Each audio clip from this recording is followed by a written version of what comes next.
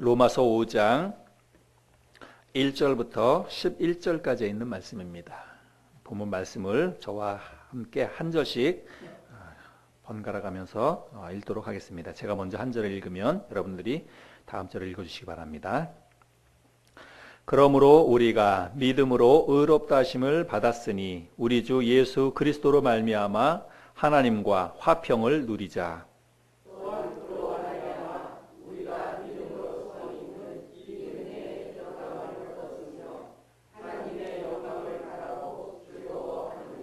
다만 이뿐 아니라 우리가 환난 중에도 즐거워하나니 이는 환난은 인내를, 인내는 연단을, 소망이 우리를 부끄럽게 하지 아니함은 우리에게 주신 성령으로 말미암아 하나님의 사랑이 우리 마음에 부은 바 됨이니,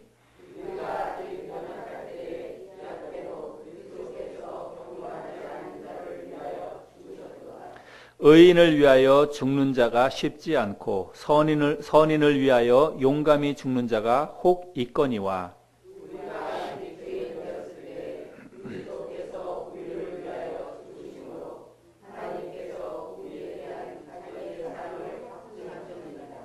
그러면 이제 우리가 그의 피로 말미암아 의롭다 하심을 받았으니 더욱 그로 말미암아 진노하심에서 구원을 받을 것이니,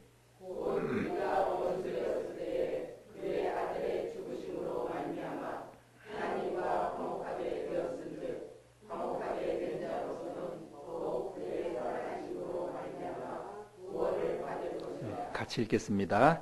그뿐 아니라 이제 우리로 화목하게 하신 우리 주 예수 그리스도로 말미암아 하나님 안에서 또한 즐거워하느니라. 아멘. 자연에는 자연의 법칙이 있듯이 성경에는 우리 인간을 향한 하나님의 법칙이 있습니다. 우리 사람들은 모두가 다 자기의 열심과 자기의 노력으로 혹은 종교적인 행위와 의식을 통해서 의로워질 수 있을 것이라고 생각을 합니다. 그런 생각은 창세기 11장에 보면 사람들이 자기들의 노력으로 저 높고 또 저 거룩한 하나님의 보좌에 이를 수 있을 것이다 라는 생각을 가지고 바벨탑을 쌓는 것과 같습니다. 그런데 우리들이 계속해서 살펴보는 것처럼 인간이 의로워질 수 있는 것은 우리 인간 편에는 해답이 없습니다. 오직 하나님 편에만 그 해답이 있다고 하는 것입니다.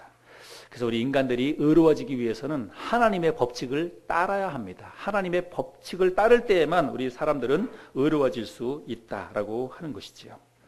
하나님의 법칙이라고 하는 것은 하나님이 만들어 놓으신 길입니다. 하나님이 우리 인간을 위해서 만들어 놓으신 그 다리를 건널 때에만 우리가 의로워질 수 있다라고 하는 것입니다.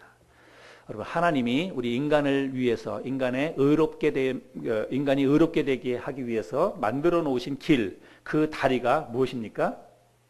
십자가입니다.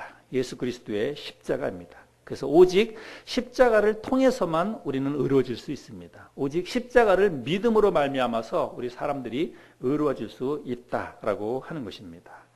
4장에서 사도 바울은 너희들이 생각하는 그 믿음의 조상이었던 아브라함도 그의 행위로 인해서 의로워진 것이 아니라 오직 믿음으로 말미암아서 의로워졌다라고 하는 것들을 창세기에 있는 말씀을 가지고 확증시켜 주었습니다. 그래서 사도 바울이 하는 말은 유대인이나 헬라인이나 상관없이 이 땅에 있는 모든 인간들은 오직 믿음으로 말미암아서 의로워질 수 있다라고 하는 것들을 말씀을 하셨습니다.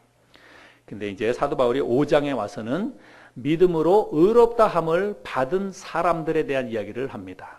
이미 이제 어떻게 하면 사람들이 의로워질 수 있는가 이런 것들을 1장부터 4장까지 이야기했다면 이제 5장에 와서는 믿음으로 말미암아서 의롭다함을 받은 사람들에 대한 이야기를 합니다. 믿음으로 의롭다함을 받은 사람들이 어떠한 축복을 받았는지 또 그 사람들은 어떠한 삶을 살아야 하는지에 대해서 설명을 합니다.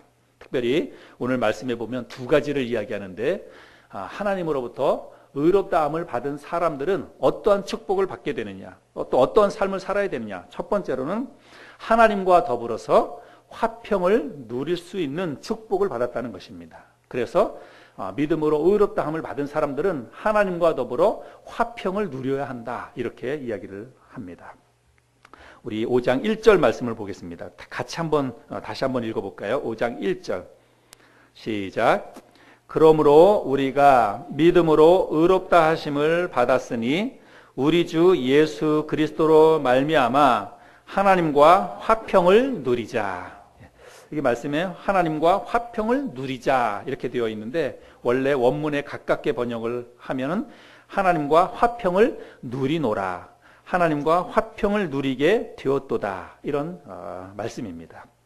그래서 믿음으로 의롭다함을 받은 사람들이 받는 가장 큰 은혜와 축복이 뭐냐? 그거는 하나님과 화평을 누리게 되었다라고 하는 것입니다.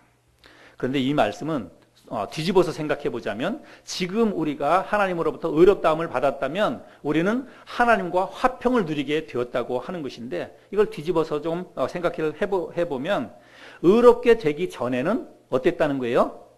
하나님과 화평을 누릴 수 없었다는 이야기입니다. 단지 하나님과 화평을 누릴 수 없었다는 그런 의미만이 아니라 사도 바울은 10절에서 뭐라고 얘기하냐면 너희가 하나님과 원수가 되었다 이렇게 이야기합니다. 10절 말씀에 곧 우리가 원수 되었을 때에 이렇게 말하고 있죠. 그리고 또 다른 성경에서 골로새서 말씀에서는 사도 바울이 또 이렇게 이야기합니다.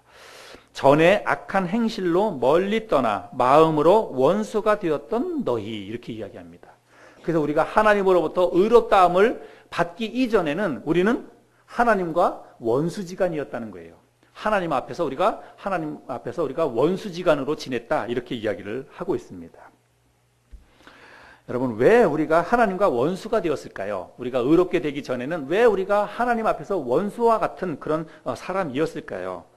그것은 하나님의 뜻을 따라 살지 아니하고 오히려 마귀 사탄의 뜻을 따라서 우리가 살았기 때문입니다. 그런 내용은 에베소서에서 찾아볼 수 있는데 여러분 에베소서 2장 말씀을 한번 찾아보시기를 바랍니다. 에베소서 2장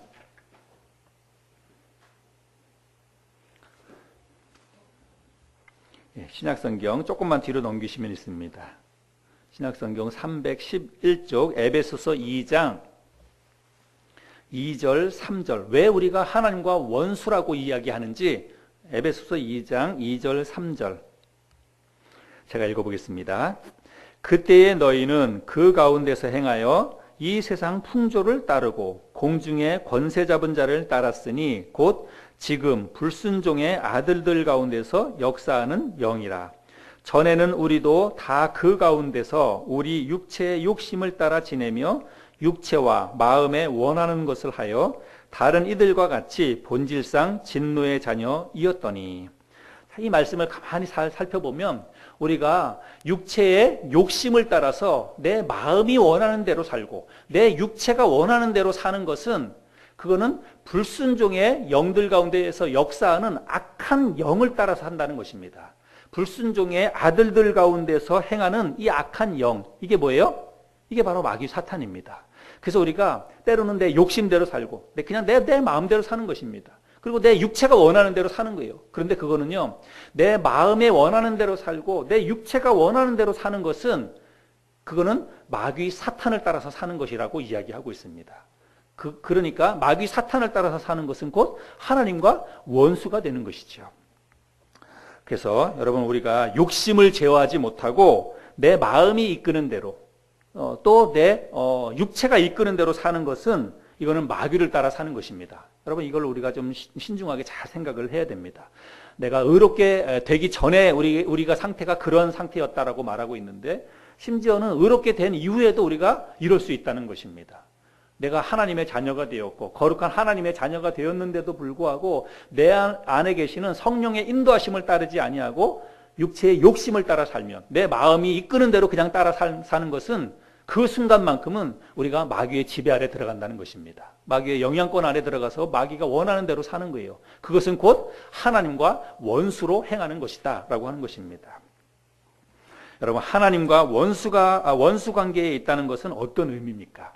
하나님과 원수 관계에 있다는 것은 하나님의 진노의 대상이라는 사실입니다. 하나님의 심판의 대상이라고 하는 그런 말입니다. 그래서 이 땅에 있는 모든 사람들은 하나님으로부터 의롭다라고 인정을 받기 전에는 모두가 다 하나님 앞에서 진노의 대상입니다. 하나님의 심판의 대상이라고 하는 것입니다. 그런데 이제 우리가 하나님 앞에 의롭다함을 받았다, 하나님 앞에 의롭다함을 우리가 얻었다면, 그러면 그 말은 어떤 의미냐면 우리가 하나님의 진노의 대상에서 벗어났다는 거예요. 하나님의 형벌의 대상에서부터 우리가 해방이 되었다라고 하는 것입니다. 하나님과 관계가 좋게, 관계가 회복되어서 이제는 하나님의 의로운 자녀가 되었다는 그런 말씀입니다. 관계가 회복되었다는 것이죠. 근데 여러분, 우리가 인간 세상에서 한번 관계가 틀어지거나 관계가 깨어졌다, 그러면 그 관계를 다시 회복하는 게 여러분 쉽습니까? 어렵습니까? 굉장히 어렵습니다. 부부지간에도 관계가 틀어질 수 있고, 부모와 자식 간의 관계도 어떤 일 때문에 관계가 틀어질 수 있어요. 그런데 그 관계를 다시 회복하는 것은 정말 쉽지 않습니다. 그냥 뭐 이렇게 쉬운, 작은 어떤 관계 때문에도, 우리가 작은 일 때문에도 관계가 소원해질 수 있지만, 한번 관계가 심하게 틀어져가지고 원수처럼, 우리가 마음속에 원수처럼 생각하는 그런 인간관계가 한번 만들어진다면 그 관계를 예전처럼 다시 되돌리는 것은 정말 쉽지 않습니다. 우리는 지구상에 거의 유일한 우리 그 남북 관계를 가지고 있는 그런 나라인데, 우리 남과 북 관계가 이게 회복이 되는 게 여러분 쉽습니까? 거의 불가능하잖아요. 그러니까 지금까지도 이렇게 우리가 이런 관계를 유지하고 있지 않습니까? 근데 이제 이 남북 관계도 조금씩 좋은 관계로 회복하기 위해서는 쌍방 간에 정말 많은 노력이 있어야 됩니다. 쌍방 간에 많은 희생과 대가를 지불해야만 그나마 조금이라도 관계가 회복될 수 있다고 하는 것입니다. 그런데 지금은 남북 관계가 아주 어렵게 되어 있죠. 북한에서 핵실험을 하고 미사일을 발사하고 이런 것 때문에 남북 관계가 초긴장 상태에 있습니다. 여러분, 하나님과 관계가 회복되고 하나님과 관계가 좋아지게 되는 것은, 여러분, 이거는 정말 쉬운 일이 아니라고 하는 것입니다. 그런데 보통 우리 인간관계 속에서 관계가 틀어지고 관계가 깨어지면 쌍방 간의 노력을 통해서 해결이 됩니다. 어떤 한쪽에서만 일방적으로 그런 노력을 한다고 해서 좋아지지 않아요. 그죠? 양쪽이 모두가 다 똑같이 노력을 해야 됩니다. 똑같이 희생하고 똑같이 대가를 지불해야만 관계가 좋아질 수 있습니다. 그런데 하나님과의 관계가 틀어진 거에 대해서는 쌍방 간의 노력으로 안 된다고 하는 것입니다. 우리가 뭘 해가지고 하나님과의 관계가 좋아질 수 없어요. 하나님과의 관계가 좋아지는 것은 전적으로 하나님 편에서 우리에게 손을 내밀어 줄 때만 그게 해결이 가능하다고 하는 것입니다. 왜 그런가 하면 우리는 하나님 앞에서 협상의 대상이 될 수가 없어요. 하나님과 우리는 격이 맞지 않습니다. 보통 이런 관계가 회복이 되려면 격이 맞아야 돼요. 그래서 우리 쪽에서 어떤 장관을 내보내면 그쪽에서도 장관이 나오는 거예요. 그래서 서로 격을 맞춰서 관계를 회복하게 되는 것입니다. 그런데 하나님과 우리 사이에는 이게 격이 맞지가 않아요. 그래서 우리는 협상 대상이 될 수가 없습니다. 그래서 근본적으로 하나님과 우리 사이가 관계가 틀어지면 이거는 해결 방법이 없다고 하는 것입니다. 그런데 이 관계를 회복하기 위해서 누가 나섰느냐? 예수 그리스도가 대신 나섰다는 것입니다. 우리를 대신해서 예수 그리스도가 중재하기 위해서, 하나님과 우리 사이의 이 틀어진 관계를 중재하기 위해서 예수 그리스도가 중재자로 나섰다는 거예요. 그래서 이제 예수님이 중재를 하시는 것입니다. 하나님과 우리가 원수가 되었는데 이 중간에 이 관계를 회복시키기 위해서 예수 그리스도가 중재자로 나섰습니다. 그런데 예수님이 그 일을 중재하려고 하다가 보니까 이게 해결이 안 되는 거예요. 왜냐하면 우리 편에서 죄가 너무 커요. 우리 편에서 잘못한 게 너무 많습니다. 그래서 우리 편에 있는 걸 뭘 갖다 줘도, 우리 인간에게 있는 걸 뭘 갖다가 하나님 앞에 갖다 줘도 이거는 해결이 안 되는 것입니다. 도저히 방법이 없는 거예요. 그래서 예수님이 자기의 몸을 드렸다는 것입니다. 사람에게 있는 뭘 가지고도 해결이 안 되니까 예수님 자신이, 중재자로 나섰던 예수님 자신이 십자가 위에서 자기의 몸을 드렸다고 하는 것입니다. 왜요? 틀어진, 하나님과 우리의 이 틀어진 관계를 회복시키기 위해서, 하나님 앞에서 원수지간이 된 우리의 이 관계를 다시 좋은 관계로 회복시켜 주기 위해서 예수 그리스도께서 자신의 몸을 희생물로 내어 주셨다고 하는 것입니다. 그 말씀이 오늘 본문 말씀에 기록되어져 있지요. 우리 오늘 본문 말씀 6절부터 10절까지 말씀을 또 보겠습니다. 6절부터 10절. 우리가 아직 연약할 때에 기약대로 그리스도께서 경건하지 않은 자를 위하여 죽으셨도다. 의인을 위하여 죽는 자가 쉽지 않고 선인을 위하여 용감히 죽는 자가 혹 있거니와 우리가 아직 죄인 되었을 때에 그리스도께서 우리를 위하여 죽으심으로 하나님께서 우리에 대한 자기의 사랑을 확증하셨느니라. 이 7절 8절 말씀은 이런 내용입니다. 이 세상의 인간 가운데에서 의로운 사람을 위해서 자기가 대신해서 죽는 사람이 별로 없다는 거예요. 그게 쉬운 일이 아니라고 하는 것입니다. 또 선한 사람을 위해서 용감하게 나서서 죽는 사람이 혹 있을지도 모르겠다. 지금 가정을 하는 거예요. 그래서 의인을 위해서 죽는 것도 쉽지 않고 선한 사람을 위해서 용감히 나서가지고 내가 대신 죽겠다. 혹시 그런 사람이 있을지 모르겠으나 예수 그리스도는 우리가 죄인 되었는데 예수 그리스도는 죄인을 위한 우리를 위해서 대신 죽었다는 것입니다. 이 세상에서 의로운 사람, 선한 사람을 위해서 죽는 것도 쉽지 않은데 하물며 예수님은 죄인인 우리를 위해서 대신 십자가에 죽으셨다는 것입니다. 왜요?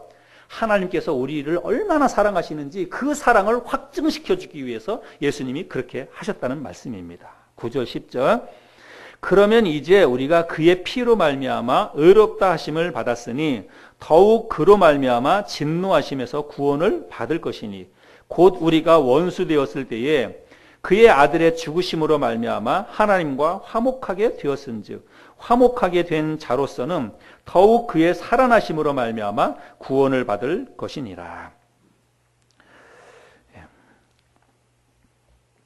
그래서 의롭게 되기 전에 우리가 하나님 앞에 원수가 되었는데 이제 그거를 해결하기 위해서 예수 그리스도께서 죄인 되었던 우리를 위해서 대신 십자가에 달려 돌아가셨다고 말씀하고 있습니다. 그 이유는 하나님과 우리 사이의 이 관계를 틀어진 관계, 원수 되었던 관계를 회복시켜주기 위해서 우리가 다시 하나님과 화평을 누리게 하기 위해서 예수님이 그렇게 하셨다는 말씀입니다. 그래서 여러분 우리가 의롭게 되었다 이 말은 쉬운 말로 얘기하면 하나님과 관계가 회복되었다는 것입니다. 하나님과 원수지간이었던 이 관계가 다시 좋게 회복되었다고 하는 그런 말이죠. 그런데 우리가 하나님과 다시 화평하게 된 그 근거는 뭐예요? 무엇 때문에, 어떤 것 때문에 우리가 다시 하나님과 화평케 되었습니까? 예수 그리스도의 십자가의 죽으심입니다. 그래서 화평케 된 근거는 오직 예수님의 십자가밖에는 없습니다. 오직 그 예수 그리스도의 십자가를 통해서만 우리가 하나님과 다시 화목하게 될 수 있다라고 이야기하는 것입니다. 그런 내용에 대해서 에베소서에서 조금 더 자세하게 말씀을 하고 있습니다. 에베소서 2장 12절부터 14절에 보면 이런 말씀이 있습니다.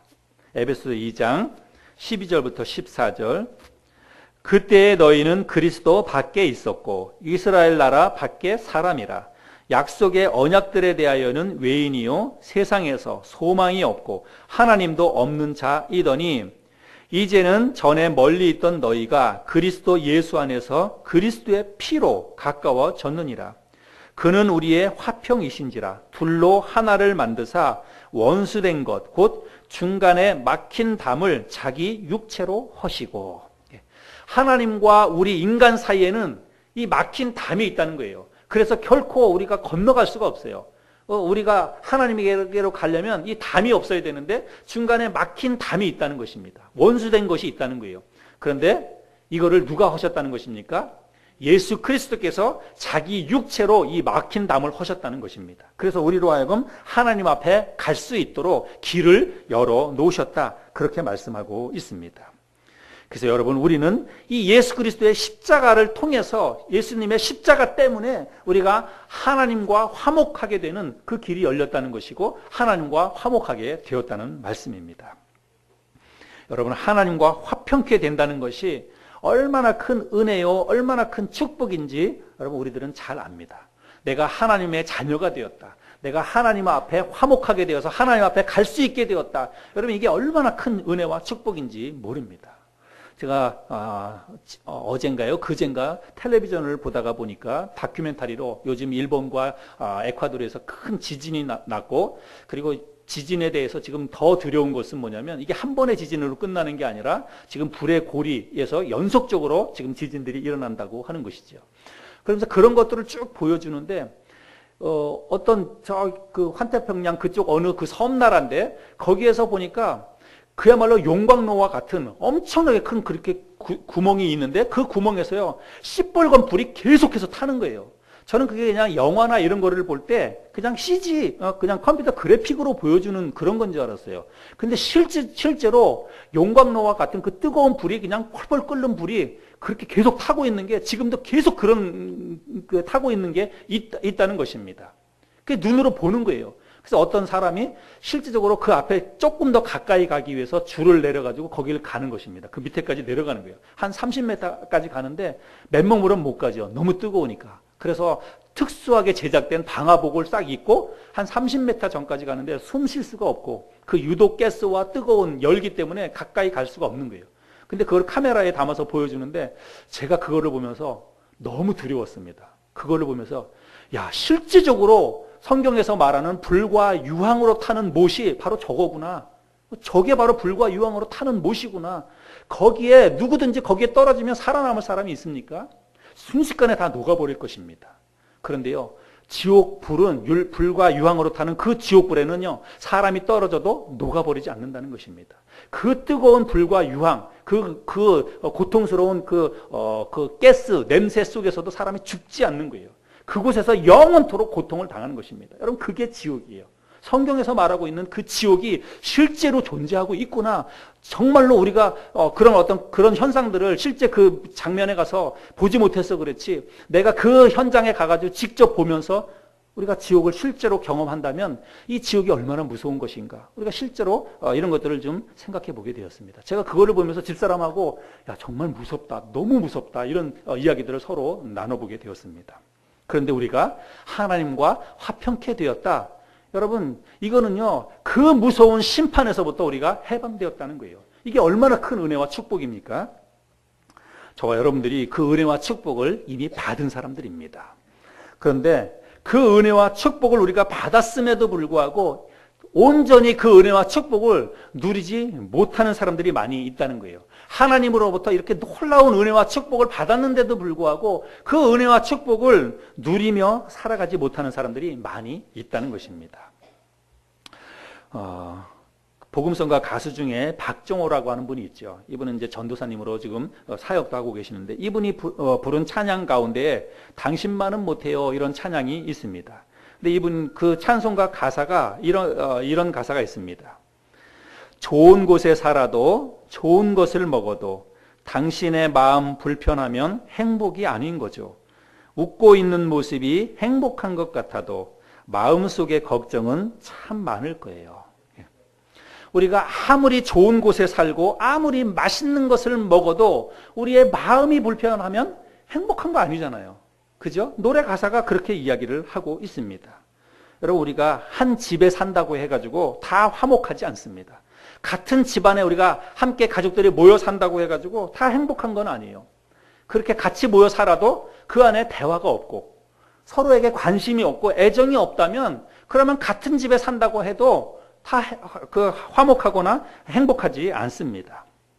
여러분, 우리가 신앙생활을 하고 있습니다. 그런데 신앙생활 한다고 해서 교회에 다닌다고 해가지고 우리가 다 행복하지 않을 수 있다라고 이야기하는 것입니다.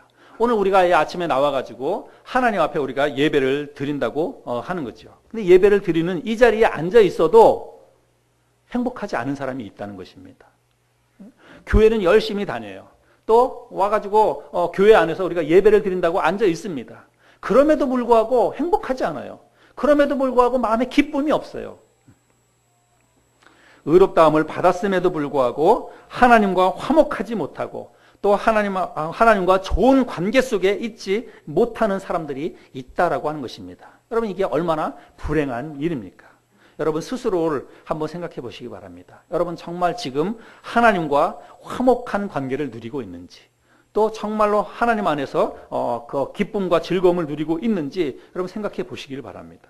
여러분, 우리는 이미 의롭다함을 받았다, 내가 정말 하나님의 자녀가 되었다라고 한다면 우리는 하나님과 화평케 된 사람들이에요. 그러면 하나님과 화평케 되었다면 하나님과 그 화평을 누려야 돼요. 하나님과 더불어서 화목한 관계를 누려야 됩니다. 그런데 그럼에도 불구하고 나는 그리스도인이 되었고 나는 구원받은 것은 분명한데 내 신앙생활이 즐겁지가 않아요. 하나님과 화평한 관계를 누리지 못하고 있다. 그럼 뭐가 문제가 있는 거잖아요.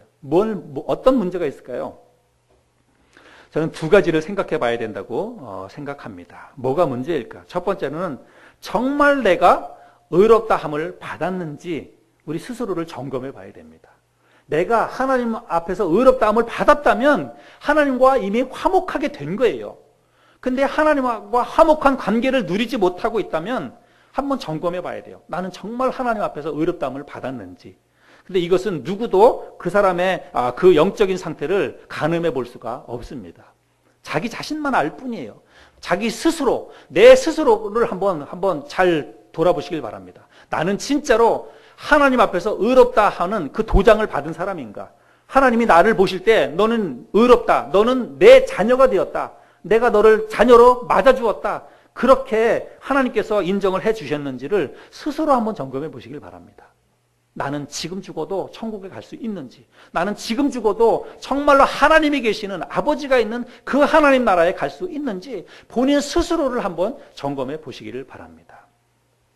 두 번째는 우리가 하나님으로부터 의롭다함을 받았는데도 불구하고 하나님과 화평을 누리지 못한다. 하나님과 화목한 관계 속에 없다라고 한다면 그러면 틀림없이 이 문제가 걸리게 될 것입니다. 뭐예요? 육체의 욕심을 따라 마음이 원하는 대로, 그리고 육체가 원하는 대로 살고 있다는 사실입니다. 내가 하나님과 화목하게 되지 못하는 이유는 욕심을 따라 살면 내 마음이 원하는 대로, 내 육체가 원하는 대로 사는 것은 아까 제가 뭐라 그랬습니까? 그거는 불순종의 아들들 가운데서 역사하는 악한 영을 따라 사는 거예요. 그거는 마귀 사탄을 따라 사는 것입니다. 그리스도인이 되었음에도 불구하고 우리는 마귀 사탄을 따라갈 수 있어요. 내가 하나님의 자녀가 되었는데도 불구하고 내가 마귀 사탄의 영향력 아래, 마귀 사탄을 따라서 사는 그런 삶을 살 수가 있다는 거예요. 언제요? 내 마음이 원하는 대로 살면, 내 육체가 원하는 대로 그렇게 절제하지 못하고 살면 우리는 그 순간은 마귀 사탄을 따라 사는 것입니다. 마귀 사탄을 따라서 사니까 당연히 하나님과 화목하지 못하는 것이지요. 영적인 생활에 기쁨이 없는 것이지요. 하나님과 화평을 누릴 수 있는 저와 여러분들이 될 수 있기를 바랍니다. 하나님과 화평을 누리라고 오늘 본문에서 말씀하고 있는데, 내가 정말로 하나님과 화평을 누리기 위해서는 이 두 가지 문제가 반드시 해결돼야 돼요. 하나는 뭐냐면 먼저 하나님 앞에서 정확하게 의롭다함을 받아야 되는 것이고, 두 번째는 의롭다함을 받았다 하더라도 육체의 욕심을 따라 살면 안 됩니다. 마음이 원하는 대로 살면 안 되고 우리 안에 계시는 성령을 따라서 살아야 합니다. 그럴 때만 우리가 하나님과 화목한 관계를 누릴 수 있다라고 하는 것입니다. 사도 바울이 이거를 첫 번째로 이야기합니다. 두 번째는 우리가 믿음으로 의롭다함을 받았다면 하나님 안에서 즐겁게 살아야 된다라고 이야기합니다. 11절 말씀인데 오늘 본문 말씀 11절 말씀 우리 같이 한번 읽어볼까요? 11절 시작. 그뿐 아니라 이제 우리로 화목하게 하신 우리 주 예수 그리스도로 말미암아 하나님 안에서 또한 즐거워하느니라. 믿음으로 의롭다함을 받았다면 하나님과 화평을 누리는 것뿐만 아니라 즐겁고 행복한 삶을 살아야 된다라고 이야기합니다. 그리고 그렇게 되는 모든 근거는 역시 그리스도이지요. 오늘 11절 말씀에 보면 우리 주 예수 그리스도로 말미암아 하나님 안에서 또한 즐거워하느니라. 그래서 이 말씀을 잘 생각해 보면 우리가 이 땅을 살아가면서 정말 행복하게 살기를 원하고 정말 즐겁게 살기를 원하는 그런 마음의 소원들이 다 있을 거예요. 여러분들 그런 마음의 소원이 있죠? 여러분 정말 이 땅을 살아가면서 정말 행복하게 살기를 원하고 또 늘 즐겁게 살기를 원하는 그런 마음들이 저와 여러분 모두에게 있을 것입니다. 그런데 우리가 이 땅에서 어떻게 하면 행복하게 살고 어떻게 하면 우리의 삶이 좀 더 즐거워질 수 있을까? 이 본문 말씀을 통해서 두 가지 절대 조건을 우리가 발견할 수 있습니다.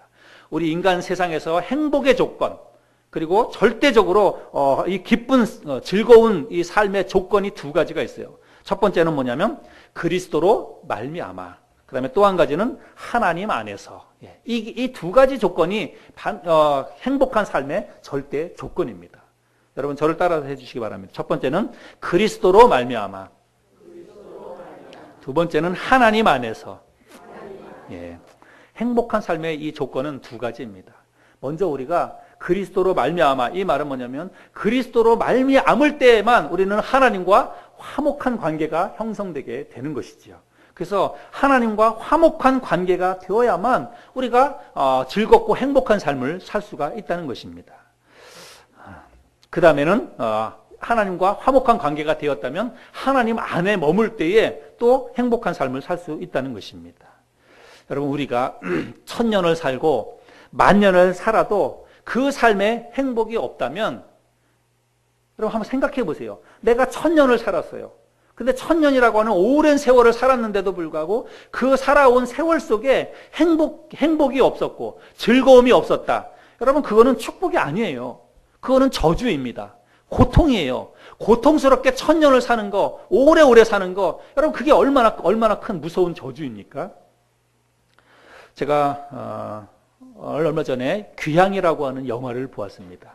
귀향이라고 하는 그 영화는 위안부 할머니들의 그런 삶을 다룬 그런 영화이죠.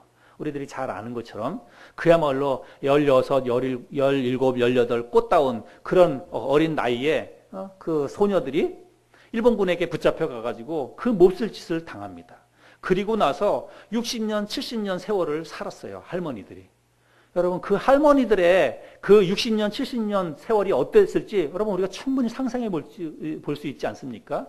그 삶이 얼마나 고통스러웠을지 우리가 상상을 통해서 얼마든지 생각해 볼 수가 있습니다. 여러분, 사는 게 중요한 게 아니라 어떻게 사는가, 그게 중요하지요. 우리가 억지로 살고 마지못해 산다면 그 삶이 여러분 무슨 의미가 있겠습니까? 우리가 정말 하루를 산다 할지라도 정말 행복하게 살아야 되고 우리는 정말 즐겁게 그렇게 살아야 합니다.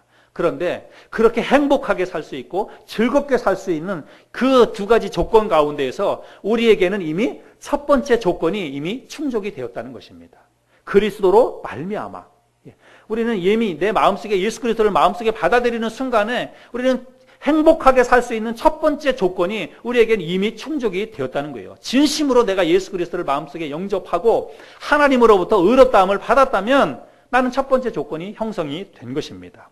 이거는 예를 들자면 우리에게 집이 마련된 거예요. 집. 내가 들어가서 살 멋진 집. 그리고 쾌적하고 안락한 아름다운 집이 이미 우리에게 만들어졌다는 것입니다. 그러면 내가 행복하게 살기 위해서는 이제 집은 다 지어졌어요. 그럼 어떻게 하면 됩니까? 그 집 안에 들어가서 행복하게 살면 되는 것입니다. 집이 완성이 되었으니까 그 집에 들어가서 집 안에서 행복하게 살면 되는 거예요. 그런데 많은 사람들이 그 집에 들어가지 않습니다. 또 들어갔다가 그 집 안에 머물지 아니하고 들랑달랑합니다. 그 좋은 집에서 살지 않고 밖에 나가서 들랑달랑 하면서 살아가는 것입니다. 즐거운 삶, 행복한 삶의 두 번째 조건은 뭐라 그랬어요? 하나님 안에서. 하나님 안에서. 하나님 안에 있을 때에 비로소 진정한 즐거움과 행복을 누릴 수 있다는 거예요. 그런데 많은 그리스도인들이 하나님 안에 머물기를 거부합니다. 하나님 안에 머물러 있어야 되는데 하나님 안이 아닌 오히려 하나님 밖에서 살아가려고 한다는 사실이에요. 예를 들자면 여러분, 양떼들이 울타리 안에 있어야 되는데 울타리를 벗어나면 마음껏 뛰어놀 수 있을 것 같습니다. 마음껏 뛰어놀기 위해서 울타리 밖을 벗어납니다. 그리고 울타리 밖을 벗어나면 싱그러운 그런 뜯어먹을 수 있는 그런 풀들이 많이 있습니다. 그래서 그 많은 풀을 마음껏 뛰어놀면서 그 풀들을 뜯어먹기 위해서 울타리 밖을 넘어갑니다.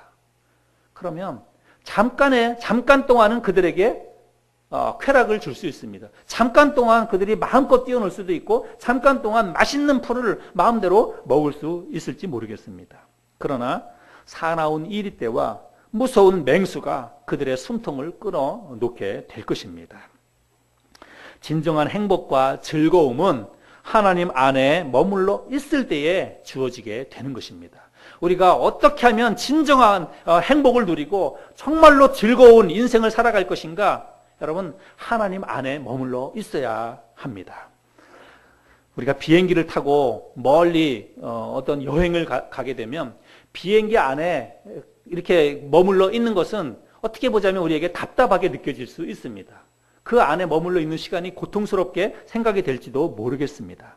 그런데 여러분, 만약에 비행기 안에 가만히 있는 게 답답하다고 생각해가지고 비행기 밖에 문을 열고 비행기 밖으로 나갈 수 있습니까? 만약에 비행기의 문을 열고 밖으로 나가면 어떻게 되는 거예요? 죽는 것입니다. 그 순간 죽는 거예요. 근데 많은 그리스도인들이 그렇게 하고 있습니다. 비행기 안이 너무 답답하다고 생각합니다. 비행기 밖을 나가면 마음대로 할 수 있을 거라고 생각하고 문을 열고 비행기 밖으로 나가는 거예요. 잠깐 동안의 쾌락이 있을지 모르겠지만 결코 우리의 삶이 보장되지 못합니다. 우리는 비행기 안에서 그 안에서 행복을 찾아야 됩니다. 비행기 안에서 목적지에 갈 때까지 그 안에서 책도 읽고 그 안에서 음악도 듣고 그 안에서 영화도 보고 또 맛있게 음식 갖다 주면 기내식도 먹고 또 잠깐 잠도 자고 그러면서 여행을 즐기는 거예요. 그게 그 비행기 안에서 누릴 수 있는 행복이라고 하는 것입니다. 우리가 하나님 나라인 천국에 가는 동안에 영적으로 그리스도 안에서 신앙생활 하는 것이 어쩌면 답답하게 느껴질지도 모르겠습니다. 어쩌면 숨 막히는 것일지도 모르겠습니다. 어쩌면 내 삶에서 많은 것들을 제약을 받는다라고 생각해가지고 여기서 뛰쳐나가고 싶은 생각이 들지도 모르겠어요. 그러나 여러분, 하나님 안에 머물러 있어야만 우리의 안전이 보장될 뿐만이 아니라 하나님 안에 머물러 있을 때에만 진정한 행복이 우리에게 주어진다는 사실을 여러분 기억하시기를 바랍니다. 여러분, 어떻게 하면 우리가 하나님 안에서 즐거워할 수 있을까요? 하나님 안에서 이렇게 이야기하고 있는데 여러분, 하나님 안에 이게 과연 어떤 의미일까요? 하나님이 뭐 눈에 보이거나 직접 지금 우리 어떤 사람처럼 하나님이 이렇게 그냥 우리 눈에 보이는 사람처럼 우리 앞에 계시다고 한다면 그냥 그분 손 잡고 그냥 그분이 사는 집에 들어가서 그분과 함께 살면 될 텐데 하나님 안에 있어야 된다. 이게 구체적으로 뭘까요? 이게 어떻게 하는 게 하나님 안에 머물러 있는다는 말일까요? 하나님 안에 있을 때에 우리에게 즐거움이 보장되고 행복이 보장된다고 이야기하고 있는데 하나님 안에 머문다는 게 과연 뭘 의미하는 것일까? 조금 어려울 수도 있지만 여러분 쉬워요.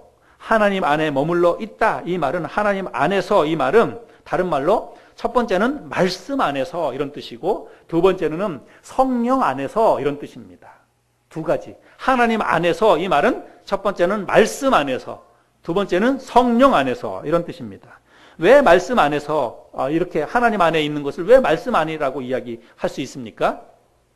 요한복음 1장 1절에 우리들이 잘 아는 것처럼 태초에 말씀이 계시니라. 이 말씀이 하나님과 함께 계셨으니 이 말씀은 곧 하나님이시니라. 여러분, 우리가 읽고 있고 우리가 가지고 다니는 성경책이 곧 뭐라는 거예요? 하나님이라는 것입니다. 하나님이요. 우리가 어디에서 우리가 하나님을 발견할 수 있습니까? 뭘 통해서 우리가 하나님의 살아계심을 느낄 수 있습니까? 하나님의 말씀을 통해서입니다. 그래서 내가 하나님 안에서 거한다. 이 말은 뭐냐면 말씀 안에 거한다. 이런 뜻입니다. 그래서 내가 말씀을 읽고 말씀을 묵상하고 말씀을 배우고 배운 말씀을 내 삶 가운데서 실천하고 적용하는 게 곧 하나님 안에 거하는 거예요. 그래서 내 삶이 즐겁게 되기 위해서는 여러분 첫 번째 조건은 뭐냐면 우리가 하나님의 말씀을 묵상해야 됩니다. 하나님의 말씀을 읽고 늘 그 말씀 속에 살아야 돼요. 그럴 때에만 우리가 하나님 안에 거하는 것입니다. 그럴 때에만 우리의 삶 가운데 즐거움이 주어지게 되는 것입니다. 여러분, 정말 하나님의 말씀을 읽고 묵상하는 것을 통해서 하나님을 발견할 수 있기를 바라고 또 하나님의 말씀을 읽고 묵상하는 것을 통해서 그 안에서 삶의 기쁨과 즐거움을 여러분들이 발견할 수 있기를 바랍니다. 근데 우리가 그리스도 안에서 신앙생활 하면서 내 삶이 즐겁지가 않다. 오늘 여기 와가지고도 예배 드리는데도 불구하고 내 삶이 행복하지 않다. 왜 그런지 아세요? 우리의 삶에 말씀이 없기 때문에 그래요. 내가 말씀 생활을 안 하기 때문에 그렇습니다. 실제로 세상 속에 나아가서 내 삶이 지치고 피곤하고 여러 가지 일들로 인해서 사람들로 인해서 물질적인 압박으로 인해서 내 삶이 정말로 곤고하고 피곤하다. 사는 게 너무너무 힘들다. 여러분 왜 그런지 아세요?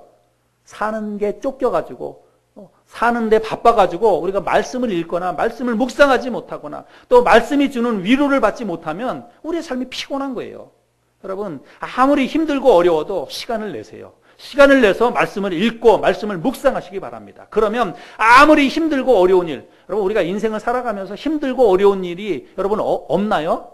그런 일은 계속해서 옵니다. 내가 무엇을 하든지 간에 계속해서 와요. 아무리 뭐 사업이 잘 되고 내가 하는 일이 잘 돼도 여러분 잘 되는 일 속에서도 스트레스가 옵니다. 그 잘 되는 일을 통해서도 내가 정신적인 압박을 받아요.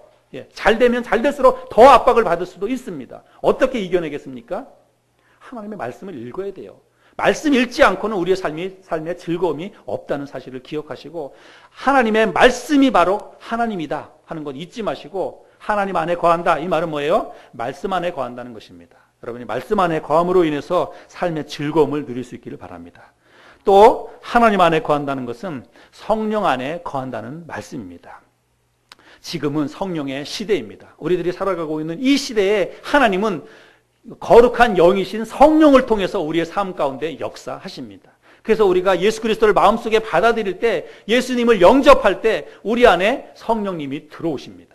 그래서 우리 안에 성령님이 계시는 거예요. 그래서 내가 무엇을 하든지 간에 성령님께서 나로 하여금 깨닫게 해주시고 인식하게 해주십니다. 그래서 죄를 볼 수 있도록 내 안에서 성령님이 역사해 주시고 선한 것을 따라서 행할 수 있는 그 마음의 어떤 양심을 일깨워주는 분도 우리 안에 계시는 성령님이에요. 그래서 성령님이 끊임없이 우리로 하여금 무엇을 해야 될지 어떻게 살아가야 할지를 우리로 하여금 생각나게 해주시고 깨닫게 해주시는 거예요. 그런데 그럴 때마다 우리가 그 성령님의 인도하심과 깨닫게 해주심에 순종해야 돼요. 그런데도 불구하고 내 마음이 원하는 대로 살고 내 육체가 원하는 대로 사는 것은 성령님의 깨닫게 해주심을 거부하는 것입니다. 성령님을 내 안에서 소멸시키는 거예요. 그리고 자기가 원하는 대로 살아가는 것입니다. 이거는 하나님과 원수로 행하는 것입니다. 그래서 내 안에 계시는 성령님이 깨닫게 해주시고 우리로 하여금 죄가 무엇인지를 깨닫게 해주시고 또 그런 삶으로부터 돌아서라고 말씀하실 때에 내 양심을 통해서 성령님께서 깨닫게 해주실 때에 그 성령님의 인도하심에 기꺼이 순종해야 합니다. 그것이 바로 성령 안에서 하나님 안에서 사는 것이지요. 특별히 저는 여러분들에게 예배 생활에 충실하시기를 말씀을 드립니다. 그냥 예배 시간에 뭐 성도들이 얼마나 나왔나 숫자 채우기 위해서가 아니에요. 왜 우리가 예배 생활을 충실하게 잘 해야 되느냐? 이것이 곧 행복한 삶, 즐거운 삶의 필수 요소이기 때문에 그렇습니다. 여러분 요한복음 4장 24절에서 뭐라고 말씀하고 있습니까? 같이 한번 읽어볼까요? 자막을 보시고 시작. 하나님은 영이시니 예배하는 자가 영과 진리로 예배할지니라. 우리가 하나님 앞에 이렇게 모여서 하나님 앞에 예배 드릴 때 우리가 어떻게 예배를 드려야 되냐면 영과 진리로 예배를 드리라 이렇게 말씀하고 있습니다. 여러분 우리가 예배 드릴 때 이 예배 시간에 그 역사하는 것은 뭐냐면 하나님의 영이고 하나님의 말씀이에요. 여기서 영이라고 하는 것은 성령이고 진리라고 하는 것은 하나님의 말씀이에요. 우리가 하나님 앞에 예배 드릴 때 성령 안에서 예배 드리는 것이고 하나님의 말씀을 가지고 예배 드리는 거예요. 그러면 예배 시간에는 여러분 하나님의 성령이 역사하고 하나님의 말씀이 역사하는 거예요. 하나님의 성령과 말씀을 제가 뭐라 그랬습니까?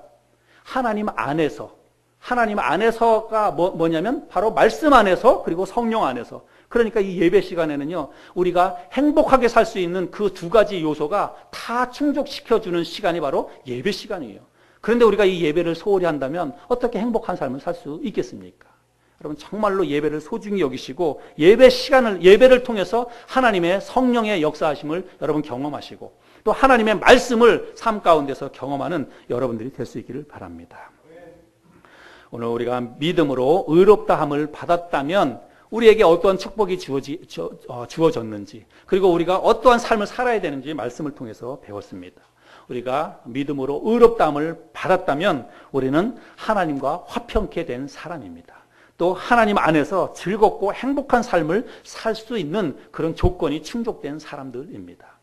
여러분, 저와 여러분들이 정말 지금 하나님과 화목을 누리고 있는지 또 하나님 안에서 즐거움을 누리고 있는지 오늘 다시 한번 여러분 마음을 점검해 보시고 혹시 그런 것들이 없다면 오늘 들은 말씀을 잘 기억해서 내가 어떻게 하면 더 하나님과 화목해질 수 있는지 또 어떻게 하면 실제적으로 하나님 안에서 즐거움을 누리며 살아갈 수 있는지 들은 말씀을 기억하고 또 그것을 삶 속에서 적용하고 실천함으로 인해서 하나님이 주시는 놀라운 평안과 또 삶의 기쁨을 누리며 살아가는 여러분들이 될 수 있기를 바랍니다.